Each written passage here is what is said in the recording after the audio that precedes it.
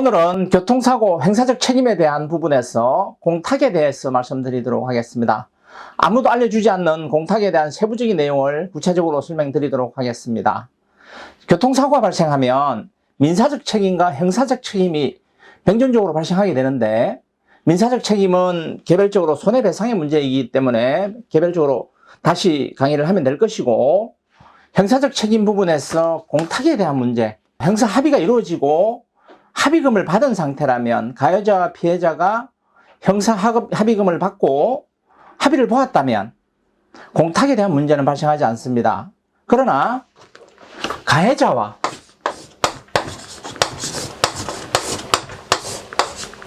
피해자 간에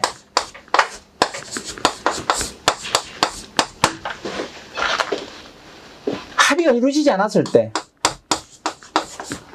불발이죠. 합의 불발의 사항이 발생했을 때 우리는 공탁을 생각할 수밖에 없습니다. 그러면 교통사고 형사적 책임에서 공탁은 무엇을 의미하느냐? 자, 가해자가 피해자에게 통상적으로 합의를 요구합니다. 형사적 책임은 언제 발생하냐 하면 가해자가 책임보험밖에 가입하지 않았을 경우, 또는 가해자가 피해자에게 중상해를 입혔거나 또는 사망을 시켰거나 피해자를, 또는 도주를 했거나 했을 때 형사적 책임을 지게 되겠죠, 가해자가. 또 그 12대 중과실에는 무매너, 음주, 스쿨존 사고 등등의 사고들이 있는데, 이런 사고가 발생했을 때, 즉 말해서 가해자가 이런 중대한 가실을 범했을 때 형사적 책임을 지게 됩니다. 도주했거나 했을 경우에도 물론 형사적 책임을 지겠죠. 이렇게 됐을 경우에 가해자는 형을 낮추기 위해서, 즉 말해서 금고행위나 징역행위 있을 수 있는데 벌금도 있겠으나, 통상의 사례는 가해자가 구속되지 않기 위해서 실행을 사는 부분에서 쉽게 이야기하면 구금되지 않기 위해서 형사 합의를 보려고 합니다. 그런데 현실에서는 피해자분들의 감정이, 즉 마음의 상처가 치유되지 않았기 때문에 합의를 볼 수 없는 거죠. 가해자에게 마음의 상처가 깊기 때문에 용서할 수 없습니다. 그런 경우들이 많은데, 이럴 경우에 가해자가 피해자에게 합의를 보고자 하더라도 합의가 불발되게 됩니다. 불발됩니다. 그러면 불발되는 원인에는 상당히 많습니다. 불발되는 이유가 감정적인 부분에서의 불발이 있을 수 있고, 그 다음에 합의금이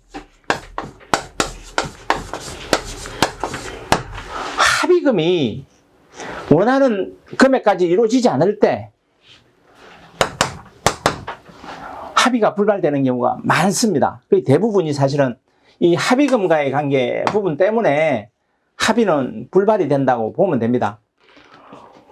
항시 이런 사고가 발생하면 가해자는 갑자기 불쌍한 사람들로 바뀝니다. 노모를 모시고 있다, 장애자이다, 직업이 없다,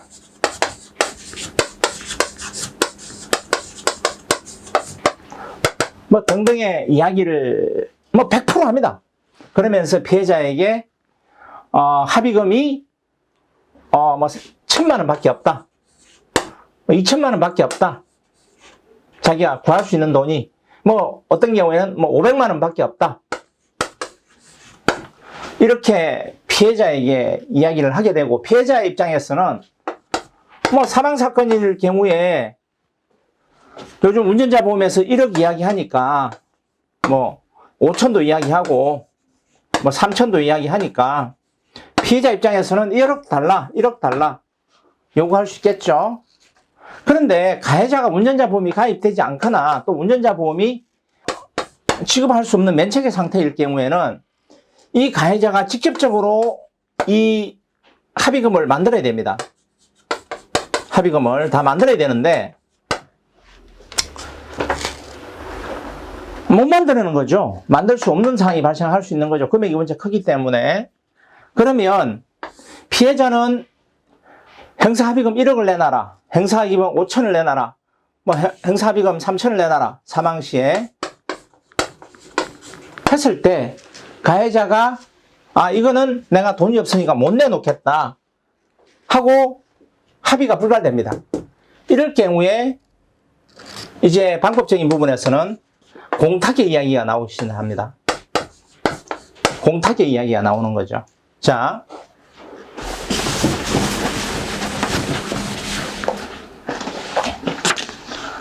제가 말씀드립니다. 공탁은 기본적으로 합의의 효력에 한 20%, 30% 정도?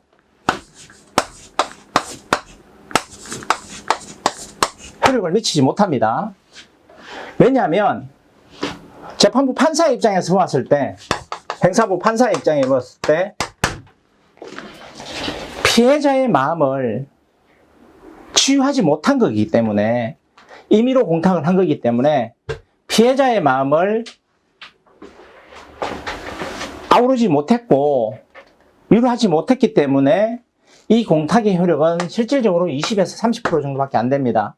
특히 사망사건 같은 경우에 합의를 보지 않고 먼저 변호사를 선임해서 오는 경우, 재판부 판사는 소송 과정에서 100%입니다. 변호사에게 질문합니다. 합의 보았느냐? 합의 안 보았으면 합의 보고 와라. 그러지 않으면 이거는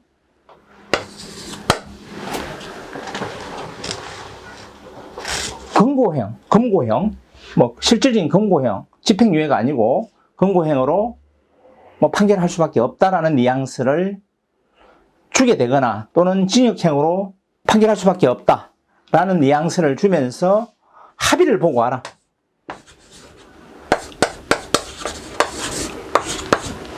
이런 사건에서, 교통사고 행사적 책임의 사건에서 가장 중요한 것이 감형을 하는 부분에서, 형을 낮추는 부분에서 합의가 가장 중요한 부분이기 때문에 실질적인 소송에서 합의를 보고 와라 라고 먼저 이야기를 하게 되는 겁니다. 사실 이 행사적 책임 부분에서, 교통사고에서 변호사를 선임했다 하더라도 가해자가 변호사가 선임해서 할 수 있는 것들은 어쩔 수 없이 사고가 났습니다. 사망사건에서. 또는 피해자에게도 가실이 있습니다. 그러므로 서로의 가실이 있으면 조각해달라, 상기해달라. 불안한 처지에 있습니다. 가해자가 때거리도 없습니다. 노모를 모시고 있습니다. 신체적으로는 주간판 탈주지 있어서 질병이 있는 불안한 사람입니다. 이런 것 외에는 마땅히 변호사가 변호할 것이 별로 없습니다. 실질적으로. 그러니까 크게 변호의 효과는 그리 많지 않다고 보면 되는 거죠. 그러면 재판부에서는 합의서를 가져와라. 자, 이렇게 되는 거죠. 그런데 이 금액적인 부분이나 또는 피해자의 감정이 정리 안 됐을 때는 이 합의가 어떻게 된다? 불발된다고 했죠. 불발. 자, 이럴 경우에 가해자는 어떤 경우, 이런 경우도 있습니다. 가해자가 피해자한테 아주 불친절하고 불쾌하게 전화해서 합의 안 봐요? 합의 안 봐요? 저는 합의 볼 수 없어요. 사망사건을 일으키고도 합의 안 봐요? 마음대로 하세요. 나 공탁 걸 거예요. 찾아가든지 말든지 네 마음대로 하세요. 사과 한마디 안 하는 이런 가해자도 있습니다. 자, 공탁을 걸었다 칩시다. 이제 순서를 이야기할게요. 가해자가 합의를 유도하다 안 돼서 공탁을 걸었습니다. 자, 공탁을 걸 때는 기본적으로 항목에서 위로금이라고, 순수 위로금, 손해배상금 아닙니다. 순수 위로금이에요. 순수 위로금. 마음을 달래는 순수 위로금 항목으로 적어서 공탁을 해야 피해자가 이 돈을 찾는 경우가 있을 겁니다. 수령이라고 하죠. 수령의 경우가 있는데 위로금을 수령하는 케이스가 있을 거고 공탁금을 수령하지 않는 경우가 있는데, 자, 여기 잘 보아야 되는 게 위로금을 수령하고 재판부에 위로금을 수령하고 인정하면 합의의 효력에 미치겠죠, 어느 정도. 그런데 수령을 안 하는 경우가 있습니다. 수령을 안 하는 경우. 소송 판결 전이에요. 판결이 있는데 판결 전까지 이 중간에 피해자는 공탁을 걸겠죠. 공탁이 걸려 있는 상태에서 걸려가고 있는데, 자, 이 과정에서 수령을 하는 케이스가 있을 거고 수령을 하지 않는 케이스가 있을 겁니다. 자, 수령을 하지 않으면 판결이 나고 나서 이 공탁금은 흘러가고 있겠죠. 계속. 이럴 경우에 재판부에서는 이 공탁을 걸면 이 공탁의 효력은 어느 정도 인정이 됩니다. 이 상태에서. 그리고 판결이 나겠죠. 그러면 이 공탁금에 대한 부분, 합의의 효력에 미치지 못하지만 이 공탁에 대한 효력은 유효하다고 보면 되는 거예요. 왜냐하면 가해자가 요 시점을 볼게요. 가해자가 공탁을 걸고 나서 피해자의 명확한 해수에 대한 동의가 없으면 이 공탁금을 가해자는 찾아갈 수 없습니다. 이미 그 공탁을 걸 때 그런 서류를 작성하기 때문에 가해자는 공탁을 건 상태에서는 행사재판에서, 행사적 책임에서 공탁을 건 경우에서는 피해자의 명확한 공탁금을 가져가라 라는 동의 의사가 명확하게 없는 경우에는 이 자기가 건 재판의 판결이 불기소되거나 무죄 확정이 되는 경우, 뭐 이런 경우가 아니고서는 피해자의 동의가 없이는 이 공탁금을 가해자가 찾아갈 수 없습니다. 만약에 계속적으로 찾아가지 않을 경우에는 가해자는 못 찾아가니까 피해자가 안 찾아갈 경우에는 국가에 이 공탁금이 기속이 됩니다. 그러면 그 기간이 피해자는 이 공탁금을 10년 이내에 찾아가기만 하면 되는데 그때까지도 안 찾아가면 국가에 이 공탁금은 기속되는 거죠. 자, 그러면 이런 그 공탁에 대한 영역이 이렇게 흘러가고 있기 때문에 재판부에서는 어떻든 간에 공탁의 효력을 어느 정도 인정해서 20% 인정, 근데 애매한 거죠. 판사 입장에서 이걸 딱 구속으로 집어넣으려고 하는데 공탁을 걸어서 집행유예로 빼줄 수도 있는 거예요. 자, 그러면 이 사람은, 피해자는 어떻게 이걸 방어할 것이냐. 나는 10년 후에도 공탁금을 안 받을 것이며 재판 과정에서도 공탁을 안 받을 것이며 판결 이후도 공탁을 안 받을 것이며 나는 영원히 공탁금은 안 받겠다. 그러니 뭘 해달라? 자, 이런 경우 있겠죠. 이 사람 용서가 안 된다 하는 행위가 나의 아버지를 사망케 하고도 사과 한마디 없이 전화해서는 마음대로 하라고 그러고 이러는 케이스가 발생하는데 강력한 처벌을 원하는 케이스가 발생하죠. 그럴 경우에는. 그러면 이때 무엇을 하느냐? 공탁금 해수 동의서라는 걸 작성하는 겁니다. 공탁금 해수 동의서. 공탁금 공탁금 해수 동의서. 자, 요걸 작성해서 제출하는 겁니다. 법원에다가. 그러면 이거 뭐냐? 나는 어떤 경우에도 죽을 때까지 공탁금 안 찾아가겠다. 막 어떻든 안 찾아간다. 가해자 너가 이 공탁금 걸었는데 가져가라. 라는 서류입니다. 공탁금 해수 동의서를 미리 작성해서 판결 전에 법원에 제출해버립니다. 그러면 뭐냐면 이 공탁의 효력은 어떻게 된다? 아무런 효력이 없어져 버립니다. 그러니까 가해자들이 나 공탁 걸래. 피해자한테 협박합니다. 이런 식으로. 뭐 아니면 공탁 걸게요. 뭐 공탁 찾아가든지 마든지 나는 법정에서 효력 발생되니까 그래도 뭐 어느 정도 효력 발생되니까 공탁 걸게요. 참 많은 사람들이 가해자들이 이렇게 말을 합니다.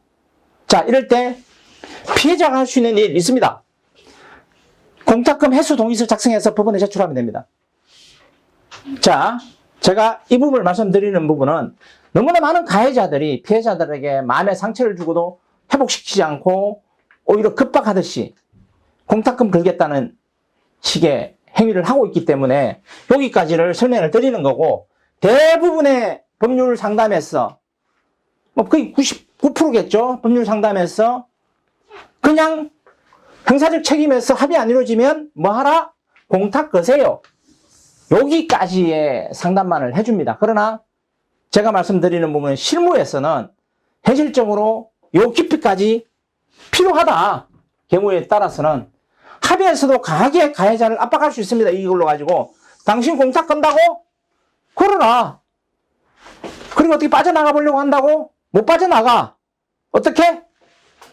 공탁금 해수 동의서 집어넣고 공탁의 효력을 무효시켜버릴 것이니까 해봐. 라고 가해자에게 할 수 있겠죠. 자, 이런 부분들이 있습니다. 그래서 오늘 제가 교통사고, 형사적 책임에 대해서, 공탁에 대해서 좀 더 한 걸음 더 깊이 들어가서 서로 입장에 대해서 이야기를 할 수 있는 부분에서 공탁금 해수 동의서까지에 대한 강의를 했습니다. 그래서 제대로, 법을 알려면 제대로 알고 대응을 해야 된다. 가해자도 그렇고 피해자도 그렇고. 이 강의가 도움이 되셨다면 뭐 좋아요, 뭐 구독 이런 거 누르라고 하는데 저도 한번 부탁드리겠습니다. 감사합니다.